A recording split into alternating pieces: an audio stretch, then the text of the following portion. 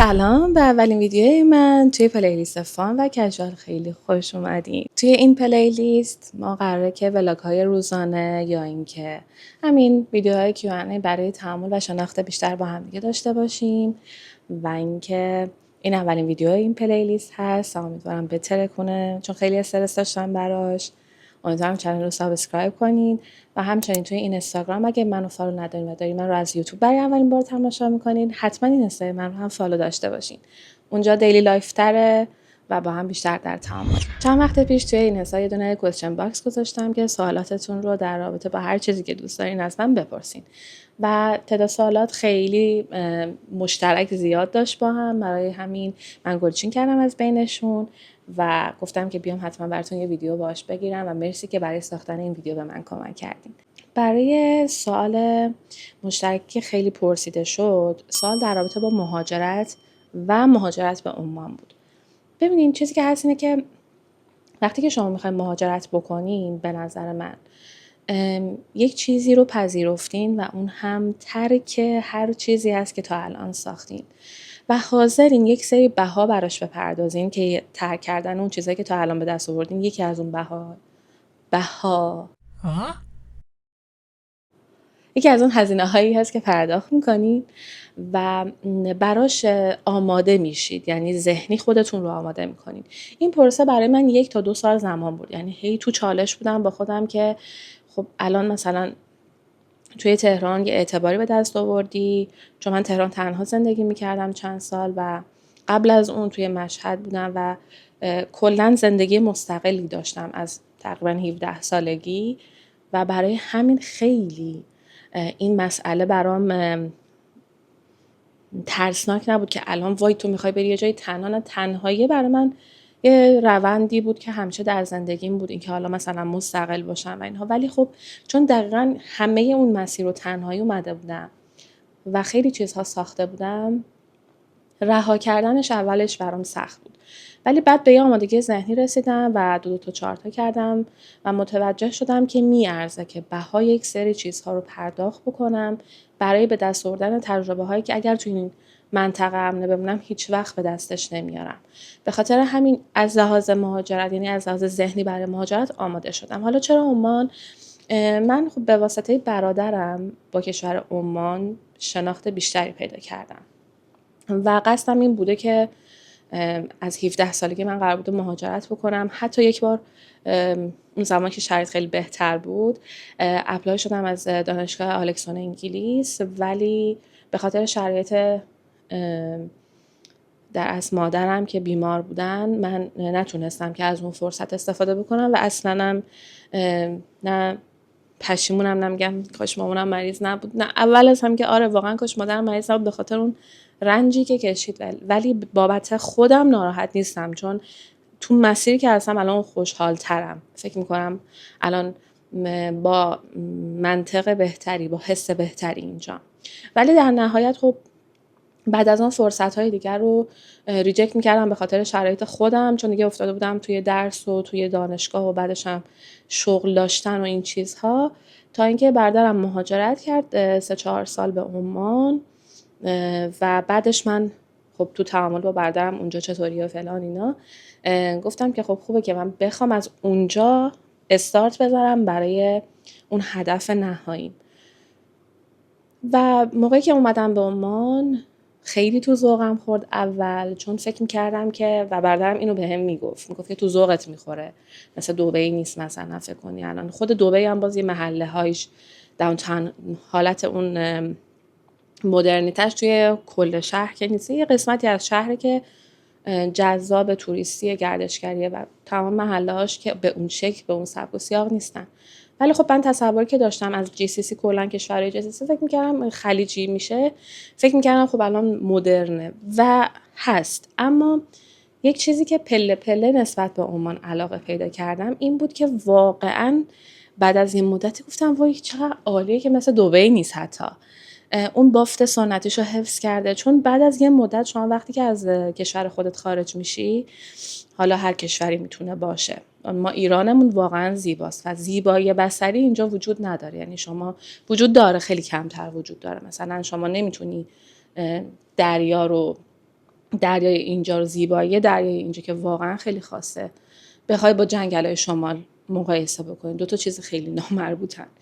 ولی خب اینجا هم برای خودش زیبایی‌های بصری داره و شما رفته رفته به فرهنگ این مردم انگار سینک میشی و متوجه این میشی که خب اینجا هم برای خودش یه سری چیزای خاص داره دیگه و ازش استقبال میکنه. ولی اولش آره تو ذوقم خورد، چون فکر میکردم با اینکه آمادگی ذهنی از طرف بردم داشتم، ولی خب فکر میکردم اوکی حالا شاید مثلا داداشم سلیقه منو نمیدونه، ولی خب اولش خورد توی ذوقم. حالا چطور اومدم؟ با جاب آفری اومدم و اینطوری بودش که اولش توی رشته خودم کار نمی کردم، فقط میخواستم بیام و اون جایی هم که برای من جاب آفری گرفته بود با هم توافق کرده بودیم که بعد از یه مدتی اون جاب آفری فید بشه، یعنی از بین بره، من فقط بتونم بیام. چون حالا آشنا بود و چون من قرار بود که مصاحبه های دیگه ای برم، فقط نیاز داشتم برای اینکه بمونم توی عمان این جاب آفری رو داشته باشم و سر کار برم و بعد مصاحبه هایی بکنم توی رشته خودم که بعدش با کلینیک شروع به همکاری کردم که داستان ادامه داری داشت و حالا براتون میگم. حالا در رابطه با پیدا کردن شغل، ببینیم پیدا کردن شغل توی عمان خیلی پروسه طولانی، یعنی شما به عنوان یک کارمند، به عنوان یک کادر شاغل، اگر حالا چه توی بحث درمانی چه هر طیف دیگه‌ای، به شدت به صبر زیادی احتیاج داره. من حدوداً 9 ماه طول کشید تا یعنی توی رشته خودم مشغول به فعالیت بشم و در کنارش باز هم همیشه ته دلم قرص نبود، با اینکه شما وقتی قرارداد ببندین با یک کمپانی، حتی برای فروشندگی برای یک مغازه، 2 سال باید تحت کفالت یا تحت پوشش و اسپانسری اون کمپانی رو دارید، یعنی 2 سال تحت پوشش اون کمپانی هستید. برای همین تقریبا میبندن، یعنی شما قفل میشین برای اینکه بخواید سویچ کنید به جای دیگه، مگر اینکه توافق بکنید توی قراردادتون نوشته شده باشه که حالا هر زمان با توافق هر دو طرف شما میتونید این جاب آفری رو کنسل بکنید و یا یه اسپانسر دیگه بیاد اعلام بکنه که من میخوام وقتی که مثلا من نوعی از این شرکت، از چجوری باید بگم، از زیر سایه این کمپانی میخوام بیام بیرون، یه نفر دیگه، یه اسپانسر دیگه هست و اینا با هم سویچ میکنن، اون هزینه رو اسپانسر میده به اون اسپانسر قبلی و من توی اون کارت در از شهروندی میخوره که حالا کدوم اسپانسر من رو ساپورت میکنه. که حالا چون توی سوالات دیگه داستان این جاب آفری طولانی تر میشه، من با همون سوال جواب میدم در ادامه. یکی دو سه تا از دوستان پرسیده بودن راجع به شرایط کار با ایرانی‌ها که این رو توضیح میدم. خب بریم سوال بعدی. پرسیدین که چند تا سوال هست که تقریبا یک شکله. مثلا یکی پرسیده که قبلا تو رابطه بودی، مثلا چند وقت اون رابطه بودی. با من سوال پرسیدن. یه نفر دیگه پرسیده که تو رابطه بودی، فکر کنم چی شد که تموم شد. یه نفر دیگه پرسیده که تو رابطه ای. همه اینا رو با هم جواب میدم. بله، من توی یک رابطه تقریبا، یعنی توی یک رابطه رسمی تقریبا تا بین 6 تا 7-8 ماه بودم که منجر به یک نامزدی رسمی هم شد، ولی به صورت موفق تموم شد. من هیچ وقت نمیگم ناموفق، میگم یعنی هم برای من هم برای طرف مقابل موفقیت آمیز بوده اینکه تموم شده. چرا؟ چون که جلوی آسیب‌های بیشتری رو گرفتیم و به نظر من این خودش موفقیت و یک جسارت میخواد.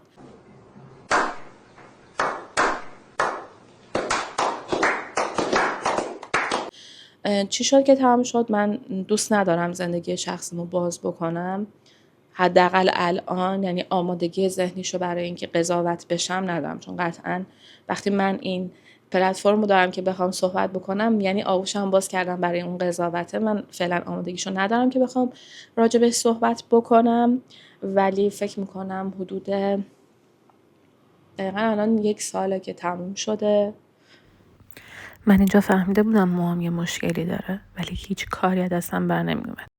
نه بیشتر از 1 ساله، کمتر از 1 ساله.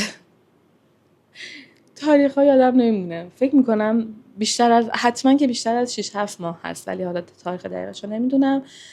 و بله تموم شد و فعلا هم به هیچ رابطه جدی فکر نمی کنم، چون که به نظر من داشتن یک رابطه سالم بعد از یک تجربه‌ای که خب به هر حال تروما و آسیب داشته، روزای خوب داشته، روزای بدم داشته، نیاز به زمان داره برای درکش، اینکه سهم خودت رو از اون اتفاقات ببینی، بعد سهم طرف مقابل رو ببینی، از اون طرف بیای خودت رو حل بکنی که دیگه این اتفاقها از طرف تو در رابطه بعدی نیفته، و بعد بتونی آنالیز بکنی که توی انتخاب بعدیت اگر میخوای یک شخصی رو انتخاب بکنی، بفهم که با یک سری ویژگی ها سازگار نیستی و این نیاز به زمان داره. برای همین فعلا وارد رابطه جدی، حتی وارد رابطه فان و کژوال و این داستانا نمیشم.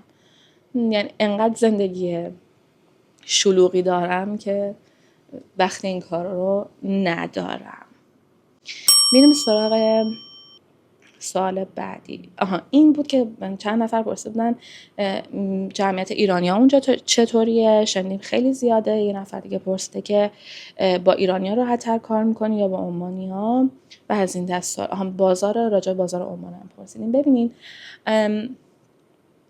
این که اول از همه جمعیت ایرانی ها اینجا خیلی زیاده، انقدر زیاده که توی سوپرمارکت هر محله‌ای، مثلا کشورهای دیگه اینطوریه که فکر میکنم مثلا یه سری فروشگاه‌های خاص ایرانی دارن، ولی اینجا توی هر محله‌ای توی مارکت‌ها شما محصولات ایرانی می‌بینی.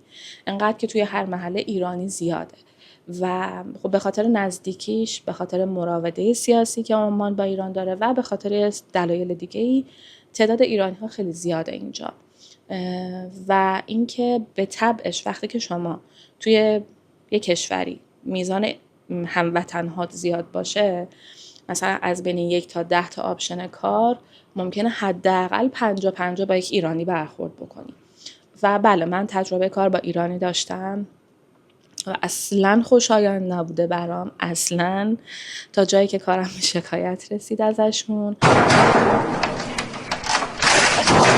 ولی فقط این رو میدونم که فرقی نمیکنه شما از چه ملیتی باشید، اما واقعا جامعه بیمار میتونه خروجی های بیمار و ضعیف زیادی داشته باشه. من خودم قطعا پر از آسیب هستم و قطعا باید به دنبال ارتقای این باشم که ترومام به خاطر اون جامعه، به خاطر اون فرهنگ اشتباه، به خاطر یک سری مسیرهایی که مورد قبول من نبوده ولی من مجبور بودم تو اون دایره زندگی بکنم، برم به سمت اصلاحش و قطعا من تو اون محیط مریض شدم.